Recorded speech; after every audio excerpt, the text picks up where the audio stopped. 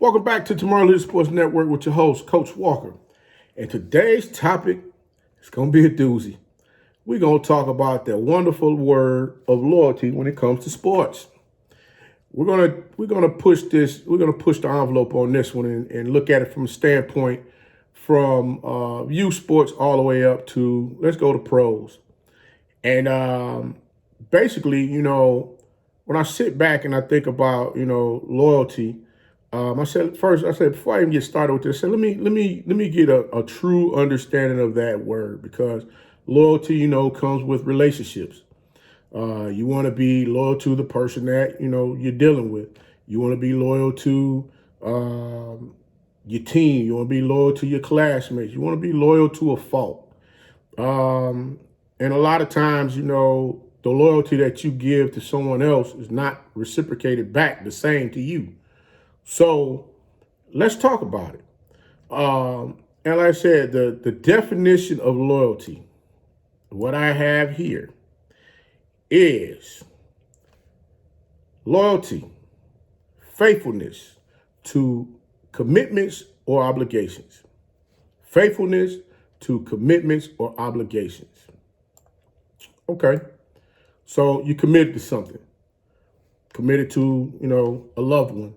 You committed to family. You committed to friends. Committed to a lot of things. I mean, you commit to playing sports. But again, that line there is a little sketchy when it comes to sports. Because you think about it. Like I said, a lot of people, they're committed to their home team. Me being from Detroit, I started out as a Lions fan, and over time, I just couldn't stand that team. And why, you ask? Because one, you had an owner that still refuses to this day to invest any real money into the team. I guess because they're such a small market, it's only so much they're gonna, they want to spend. They don't believe in, hey, we'll go in the red for a couple of years and make some things happen. Instead, we'll overpay for a player or two, hoping that, they, stand upright and we just get lucky and get to a playoff or a championship. And a lot of times people, they get tired of the lucky bit. I give you another for instance. Even when I was playing youth ball, man, the team I started out, the first team I played for was the Westside Cougars. Northwest Side Cougars. And the coach I had back then, I can honestly say he wasn't that great. He basically had a bunch of kids that had played with him prior to me getting there. And even a lot of those kids that, were there, they were having issues with getting in 3-point stance and they weren't, follow the instructions as he was giving them to them. Because you can always tell, oh, you know better. You need to do this, you need to do that. Why are you going? Why are you doing this? Why are you doing that? And I'm sitting there looking like, whoa, okay. But I tell you what, I got over on the Westside Cubs, totally different ball game. There's a little more structure there. My coach was crazy. You hear me? Crazy. And, he was the type of coach, he struck the fair goddamn behind, boy. I mean, you screw up, he was on your tail. He was on your tail. You hear me? And the crazy thing is, I sit there and I think about, I think back to then. Times have truly changed since then because once I put that Westside Cubs uniform on and I got out there with my team and got to working, I'm talking about working. I didn't see playing for nobody else until I came out of the park. I went from the C team to the B team. And then, when it came time to go to A team, I was in middle school. So I was playing middle school ball at that time.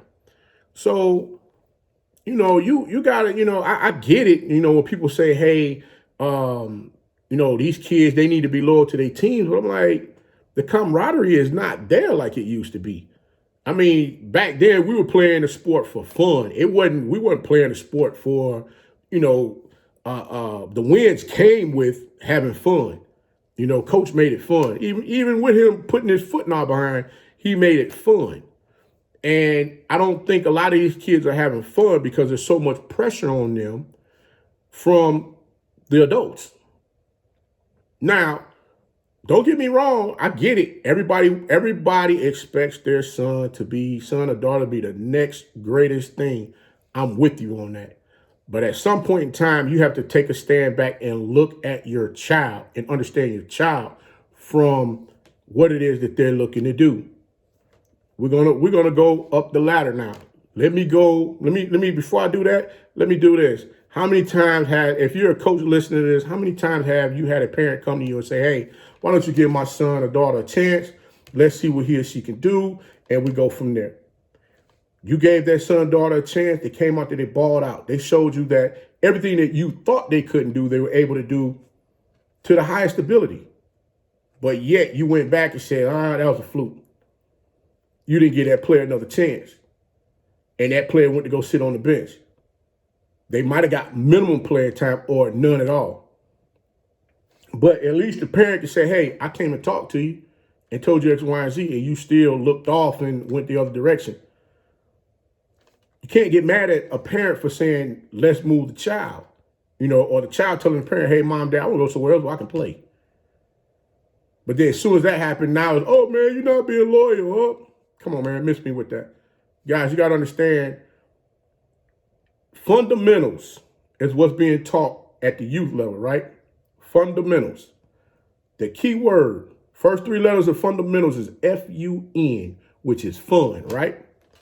Are they having fun? I know I had fun. And I told you my coach, my little league coach, he was a basket case. I'm gonna be real with you. Hey, on my mama, that dude was crazy. I mean, he'd come in there at halftime, and I'm talking about blow a gasket. Oh my God. But again, how many times has it happened, man, where these kids say, hey, they told their parents they want to go somewhere else, go play. Can't get mad at that. But now let's look at it from the standpoint when we move on to middle school.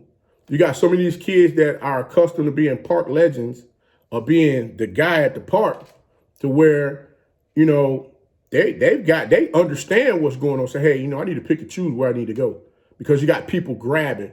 Everybody's gravitating towards them and say, hey, man, you need to come over here and be a part of this program. You need to come over here and be a part of this program, so on and so forth, right? And the parent go ahead and say, okay, we're going to make the best decision on where you're going to fit well at there. Are they being loyal to the school that's in their area for them to go to that they should be attending? No. Matter of fact, I got one even better for you. How about back when many of you were playing ball, you played for the park that was right there in your area, right? How many of you doing that right now with your own child? Not many. So again, don't use the word loyalty for wherever it fits. Let's use that word across the board. Because many of you your kids don't even play in the area where they're in the area where you live. Right here in the city of Atlanta, I know for a fact there's thousands of kids that are traveling up and down them highways daily to go play at other parks. And we ain't talking about 10, 15 minutes away. We're talking about 35, 45 to an hour away to go play for a team. Be honest now. Come on. Is it happening in your city? Be honest. Leave a comment below saying whether or not this is the truth, because I honestly believe it is the truth. It comes a time where you got to be honest with yourself. Same things happen in middle school. And then not to mention when we get to high school, I mean, it's just crazy as I don't know what when we get to high school. Because guess what? Now we're worried about who has the best type of recruitment going on at the high school. But like I said, my good friend always say, hey, man, they'll find you on film. Parents don't believe that.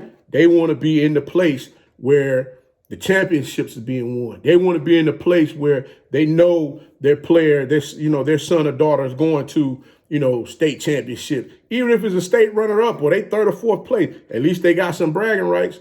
That's what it's about, bragging rights. So loyalty is nowhere in the equation.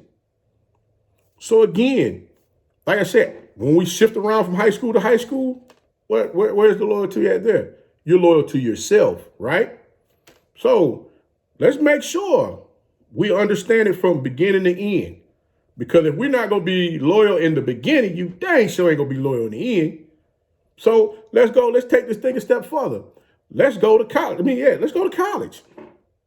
Now, everybody is taking care of you. They've catered to you all the way through, from park ball, middle school, high school. Everybody's catered to you, right?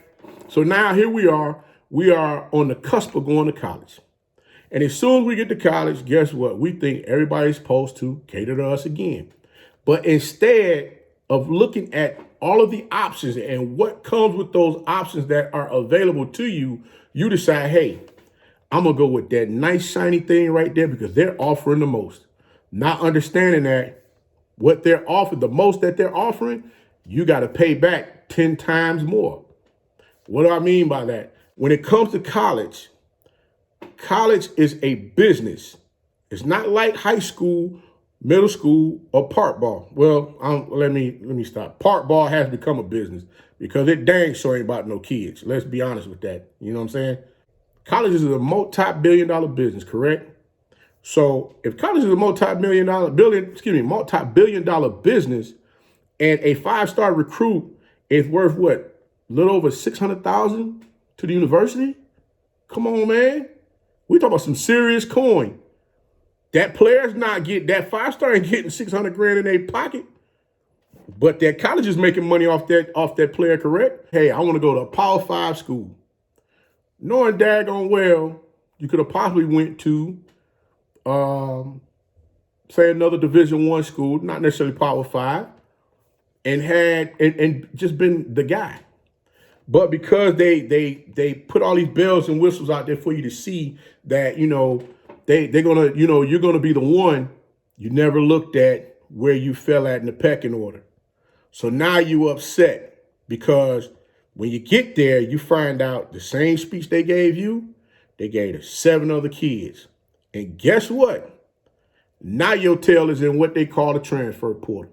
So now I'm going to ask you, are you going to be loyal to the school or are you looking to go somewhere else? You're going to be in the transfer portal because now you feel you should be the one who's, putting on for the school.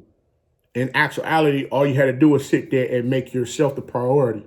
And that's the reason why we're talking about loyalty, because guess what? At some point in time, you're going to see for yourself that loyalty is real. It's real. That line is fainted. It's a fainted line as you go up the ladder. This off the sports, like kids get to talk about streets. Streets ain't loyal to you. If somebody's not willing to do the same thing that they're asking you to do, where's the loyalty in that? If you like the content, please don't hesitate to like, share, subscribe to the channel.